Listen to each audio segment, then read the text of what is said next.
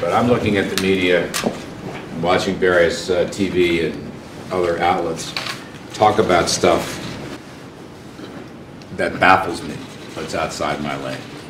Here's the key point I made to the President yesterday. I make it to you today. I hope we all keep making it. By far, the single biggest event, be it political or otherwise, this year is an economic boom that most people thought would be impossible to generate. Not a rise, not a blip, a genuine economic boom. And everybody wrote us off, going back to the campaign, as was put into place last year and now the follow-through this year.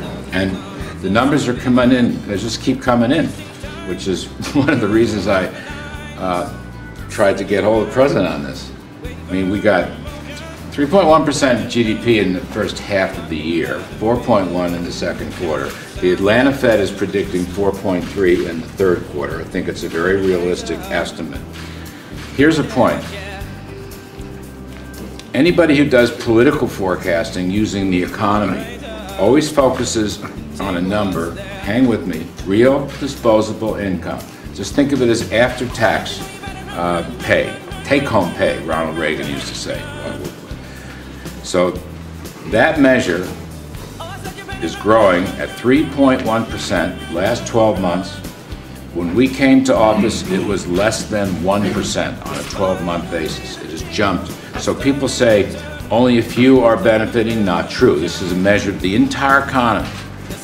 Everyone's wages and salaries, adjusted for taxes and adjusted for inflation, is growing at 3%. It's a tremendous number. And there's no signs that it's abating. Confidence numbers, large businesses, small businesses, and consumer confidence numbers are at or near record highs, and from the latest surveys are continuing to rise. There's no let-up in the increase, and confidence is everything. Confidence is everything. And I can run down a litany. I'm not going to take up your time. I'm just saying, the really wonderful part of the story for me, you know, I get off on this stuff, I understand that, but it's very important for the country, Americans, workforce.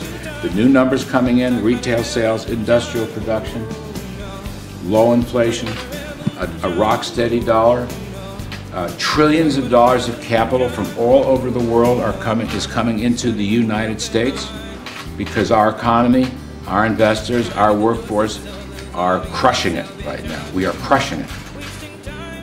And people say this is not sustainable, it's a one-quarter blip. It's just nonsense, absolutely not. Any business economist worth his or her salt will look at these trends and tell you we're going for a while. We have low inventories, we have rising business investment, productivity is showing the first lift in years. The last number was 1.3% for the year. We haven't seen that in a long time. Businesses are investing, capital goods is booming. It's just a complete turnaround. It's like if you give Americans some freedom to run, they will run.